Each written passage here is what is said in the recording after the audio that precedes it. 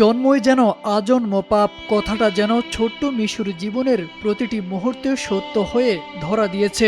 জন্মের আগে আল্ট্রাসোনোগ্রামে সন্তানের শারীরিক প্রতিবন্ধকতার কথা শুনে বাবা তাকে ছেড়ে চলে যান। জন্মের পর মাও ফেলে রেখে সাজান নতুন সংসার। যে শিশুর পৃথিবী হওয়ার কথা ছিল বাবা মায়ের বুকের মাঝে, সেই শিশুই আজ সবচেয়ে বেশি একা। ঠিকমতো হাঁটতে পারে না, বলতে পারে না মনের কথাও, অথচ সেও তো চেয়েছিল একটু আদর, একটু বাবা বলে ডাকার অধিকার, একটু মায়ের বুকের উষ্ণতা। বাবা মায়ের অবহেলায় একমাত্র আশ্রয় হয়েছিল বৃদ্ধ দাদির কাছে, কিন্তু সেই আশ্রয়ও বেশি দিন টেকেনি। অসহায় দাদি একসময় তাকে রেখে যান বয়স্ক পুনর্বাসন কেন্দ্রে। 5+ স্টার রেটিং প্রাপ্ত দেশের সর্বোচ্চ বিদ্যুৎ সাশ্রয়ী ওয়ালটন এসি স্মার্ট কমফোর্ট এখন নেক্সট লেভেলে। বাচ্চাটি একেবারে ছোট অবস্থায় যখন ওর মায়ের পেটে ভূমিষ্ঠর আগে এর মা বাবা দেখতে পেয়েছে আলট্রাসাউন্ডে করে যে বাচ্চাটি প্রতিবন্ধী হবে, তখনই তার বাবা এই বাচ্চাটির মাকে ফেলে দিয়ে অন্যত্র চলে গেছে। সে অন্যত্র বিবাহ করে নতুন ভাবে জীবনযাপন করা শুরু করে। বাচ্চাটি যখন ভূমিষ্ঠ হয়ে গেছে